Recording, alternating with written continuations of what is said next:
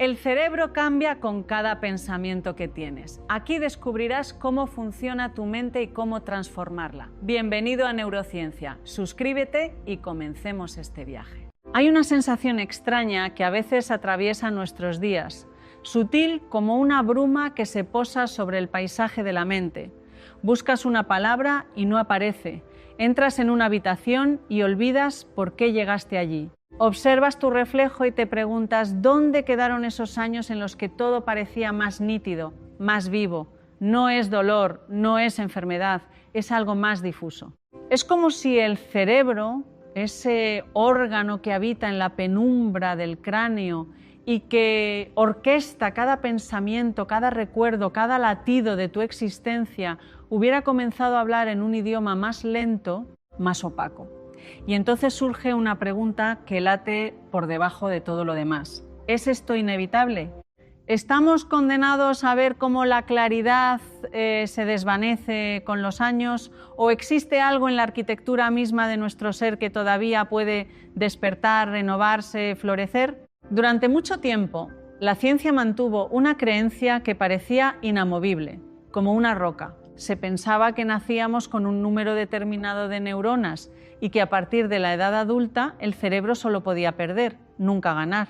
Cada neurona muerta era un adiós definitivo, una pérdida irreparable en el tejido de lo que somos. Esta idea se sostenía con tal firmeza que definió generaciones enteras de investigación, de tratamientos, de expectativas sobre el envejecimiento. Pero la ciencia, como la vida misma, está hecha de giros inesperados, de descubrimientos que sacuden los cimientos de lo que creíamos saber. Y en 1998, un hallazgo cambió para siempre nuestra comprensión del cerebro humano.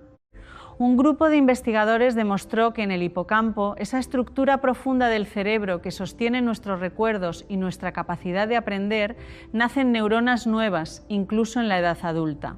No estamos condenados a la pérdida. Hay algo en nosotros que puede regenerarse, que puede crear, que puede florecer hasta el último día de nuestra existencia. Este fenómeno que llamamos neurogénesis no es una promesa de juventud eterna ni una solución mágica contra el paso del tiempo. Es algo más profundo y más real. Es la evidencia de que el cerebro responde a cómo vivimos, a cómo nos movemos, a cómo habitamos nuestro cuerpo y nuestra mente. Cada gesto, cada respiración, cada momento de presencia o de ausencia deja una huella en la biología de quién somos. El hipocampo es una de las estructuras más fascinantes del cerebro. Tiene forma de caballito de mar, de ahí su nombre, y se encuentra en las profundidades del lóbulo temporal, justo debajo de la corteza cerebral. Es pequeño, delicado, pero su función es inmensa. Sin él no podríamos formar nuevos recuerdos, no podríamos aprender una ruta nueva, recordar una conversación de ayer, reconocer el rostro de alguien que acabamos de conocer.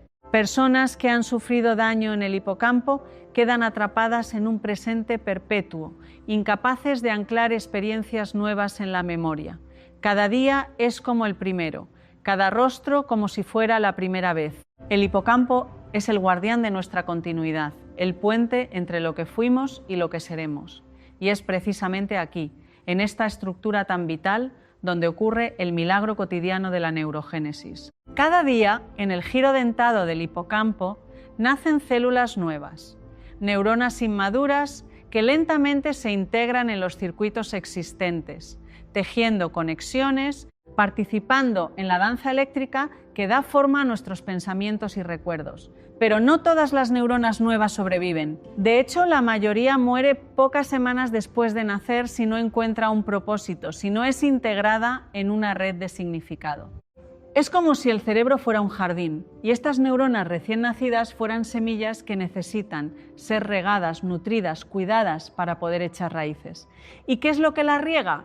¿Qué hace que sobrevivan y florezcan? La respuesta es tan simple y tan compleja como la vida misma. El aprendizaje, el movimiento, la atención, el asombro. Cuando aprendemos algo nuevo, cuando nos exponemos a experiencias que desafían nuestra mente, cuando salimos de la rutina y entramos en lo desconocido, estamos enviando señales al hipocampo que dicen: estas neuronas son necesarias, tienen un lugar aquí, deben vivir. Quiero aprovechar este momento para invitarte a ir más profundo. Puedes unirte a la suscripción del canal tocando el botón Unirme que aparece aquí abajo. En ese espacio comparto contenido exclusivo y herramientas para comprender tu mente y transformar tu vida desde dentro. Si sientes que este mensaje es para ti, te espero dentro. El aprendizaje es el alimento de la neurogénesis. No se trata de aprender cosas complicadas o de estudiar disciplinas académicas. Se trata de mantener la mente en estado de curiosidad, de apertura, de asombro. Puede ser aprender un idioma nuevo, tocar un instrumento, explorar un camino diferente al trabajo, conversar con alguien que piensa distinto, leer un libro que te saca de tu zona de confort. Cada vez que tu cerebro se encuentra con algo que no conoce, que debe descifrar, que lo obliga a crear nuevas conexiones, las neuronas recién nacidas encuentran su razón de ser. Y aquí entra algo que la ciencia ha confirmado una y otra vez, con una contundencia asombrosa: el ejercicio físico. No hay intervención más poderosa, más directa, más accesible para promover la neurogénesis que mover el cuerpo. Cuando corres, cuando caminas, cuando nadas, cuando bailas, tu corazón late más rápido, la sangre fluye con más fuerza y el cerebro recibe un torrente de oxígeno y nutrientes. Pero no es solo eso. El ejercicio desencadena la liberación de una proteína llamada factor neurotrófico derivado del cerebro, o BDNF, por sus siglas en inglés.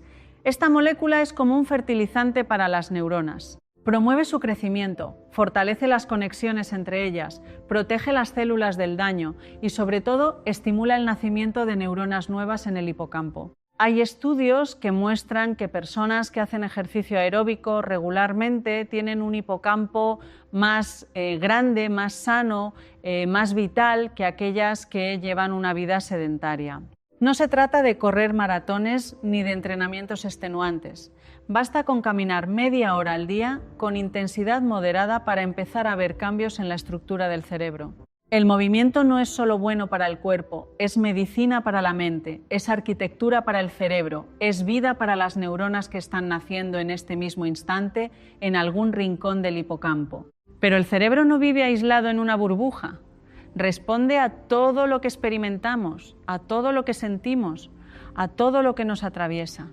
Y una de las fuerzas más destructivas para la neurogénesis es el estrés crónico. No hablo del estrés pasajero, de esa tensión que aparece antes de una presentación importante o de una conversación difícil. Ese estrés es natural, incluso necesario. Hablo del estrés que no cesa, que se instala en el cuerpo como una niebla tóxica, que se convierte en el tono de fondo de la existencia. Cuando el estrés se vuelve crónico, el cuerpo libera cortisol de manera sostenida. El cortisol es una hormona que en dosis breves y puntuales nos ayuda a responder a los desafíos, a mantenernos alerta, a sobrevivir. Pero cuando permanece elevado durante semanas, meses, años, se convierte en un veneno para el hipocampo. El cortisol atrofia las neuronas, reduce la neurogénesis, debilita las conexiones, encoge literalmente el volumen del hipocampo. Es como si el cerebro, sometido a una tensión constante, decidiera que no es momento de crear, de florecer, de expandirse, es momento de sobrevivir, de defenderse, de atrincherarse. Y aquí aparece una paradoja profunda y dolorosa. El estrés crónico afecta precisamente la estructura cerebral que más necesitamos para gestionar el estrés, el hipocampo. Porque el hipocampo no solo forma recuerdos, también ayuda a regular las respuestas emocionales, a contextualizar las amenazas, a decirle al cuerpo cuándo es momento de relajarse. Un hipocampo debilitado es menos capaz de frenar la liberación de cortisol, lo que genera más estrés, más cortisol, más daño. Es un círculo vicioso que puede llevar a la depresión, a la ansiedad, a una sensación de estar atrapado en un presente opresivo sin salida. Por eso, cuidar del hipocampo no es solo cuidar de la memoria o del aprendizaje, es cuidar de la capacidad de estar presente, de encontrar calma, de habitar el cuerpo sin estar en constante estado de alerta. Hay una práctica que ha demostrado una y otra vez su capacidad para contrarrestar los efectos del estrés y promover la salud del hipocampo, la meditación. No hablo de algo místico o inalcanzable. Hablo de la práctica sencilla de sentarse en silencio, de llevar la atención a la respiración, de observar los pensamientos sin ser arrastrado por ellos. Estudios con resonancia magnética han mostrado que personas que meditan regularmente tienen un hipocampo más denso, más voluminoso, más resiliente. La meditación reduce los niveles de cortisol, fortalece la conectividad entre diferentes regiones del cerebro y promueve un estado de calma que permite al sistema nervioso salir del modo de supervivencia. Es como darle al cerebro un espacio para respirar, para descansar, para regenerarse. Y en ese espacio de quietud, las neuronas nuevas encuentran el ambiente propicio para sobrevivir y florecer. El sueño es otro de los pilares fundamentales de la neurogénesis. Durante el sueño, el cerebro no descansa, se reorganiza, se limpia, se repara. Es en las profundidades del sueño profundo, en las ondas lentas que atraviesan la corteza cerebral, cuando ocurre la consolidación de los recuerdos, cuando las experiencias del día se integran en la red de lo que sabemos, de lo que somos. Y es también durante el sueño cuando el sistema linfático, esa especie de sistema de limpieza del cerebro, elimina toxinas y desechos metabólicos que se acumulan durante la vigilia. La privación crónica de sueño es devastadora para el hipocampo, reduce la neurogénesis, deteriora la memoria, aumenta el riesgo de enfermedades neurodegenerativas. Dormir no es un lujo, no es tiempo perdido. Es el momento en que el cerebro se repara a sí mismo, en que las neuronas nuevas se integran en los circuitos, en que la mente se prepara para un nuevo día. Respetar el sueño es respetar la vida del cerebro. La alimentación también desempeña un papel crucial. El cerebro, aunque representa solo el 2% del peso corporal, consume alrededor del 20% de la energía que producimos. Necesita glucosa, necesita oxígeno, necesita ácidos grasos esenciales, antioxidantes, vitaminas, una dieta rica en omega 3 presente en pescados grasos, nueces, semillas de lino, favorece la salud de las membranas neuronales y promueve la neurogénesis. Los antioxidantes presentes en frutas y verduras protegen las neuronas del daño oxidativo. Los polifenoles del té verde, del cacao, de las bayas tienen efectos neuroprotectores. Y algo que la ciencia ha descubierto recientemente es la conexión profunda entre el intestino y el cerebro. El llamado eje intestino-cerebro es una vía de comunicación bidireccional en la que las bacterias que habitan en nuestro intestino envían señales al cerebro, que pueden influir en el estado de ánimo, en la cognición e incluso en la neurogénesis. Cuidar de la microbiota intestinal, consumir alimentos fermentados, fibra, probióticos, es cuidar también del cerebro. Pero más allá de todos estos factores, hay algo que atraviesa todo y que quizás sea el hilo conductor más importante: las relaciones humanas. Somos seres profundamente sociales. Nuestro cerebro evolucionó para conectar, para entender a otros, para corregular nuestras emociones con las emociones de quienes nos rodean. La soledad crónica es un factor de riesgo tan potente para el deterioro cognitivo como el tabaquismo o la hipertensión. Cuando nos sentimos aislados, cuando no hay miradas que nos encuentren, palabras que nos sostengan, presencias que nos acompañen, el cerebro entra en un estado de estrés que afecta a la neurogénesis, que debilita el sistema inmune, que acelera el envejecimiento. Por el contrario, las conexiones genuinas, las conversaciones profundas, el sentido de pertenencia, nutren el cerebro de una manera que ninguna píldora podría replicar. Hay algo en el encuentro con otro ser humano, en la escucha atenta, en la risa compartida, que enciende regiones del cerebro asociadas con el placer, con la recompensa, con el sentido de estar vivo. Cuidar de nuestras relaciones es cuidar de nuestro cerebro. Todo esto nos lleva a una comprensión más amplia, más integrada de lo que significa envejecer. El envejecimiento no es un declive lineal e inevitable. Es un proceso complejo, influido por la genética, sí, pero también por cómo vivimos, cómo nos movemos, cómo pensamos, cómo sentimos. El cerebro es plástico, maleable, capaz de adaptarse y transformarse hasta el último día.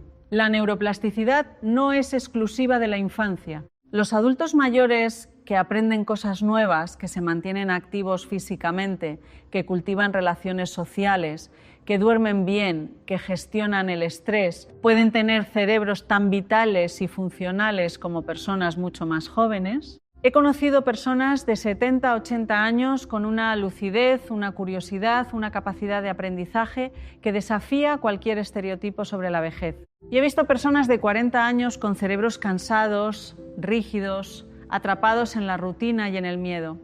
La edad cronológica y la edad biológica del cerebro no siempre coinciden. Hay algo en todo esto que me parece fundamental y que a menudo se pasa por alto en la conversación sobre la salud cerebral. La dimensión del sentido. No basta con hacer ejercicio, con dormir bien, con comer sano. Todo eso es importante, pero el cerebro necesita algo más. Necesita una razón para estar despierto, para seguir creando, para seguir aprendiendo. Necesita sentir que la vida tiene propósito, que hay algo por lo que vale la pena levantarse cada mañana. Las personas que tienen un sentido de propósito, que sienten que su vida tiene significado, que están comprometidas con algo más grande que ellas mismas, tienen menor riesgo de deterioro cognitivo y de demencia, no porque el propósito sea una especie de escudo mágico, sino porque quien tiene un sentido de dirección tiende a cuidarse más, a mantenerse activo, a cultivar relaciones, a desafiarse a sí mismo. El propósito no es algo que se encuentra, es algo que se construye día a día. Cuéntame en los comentarios qué cambió dentro de ti hoy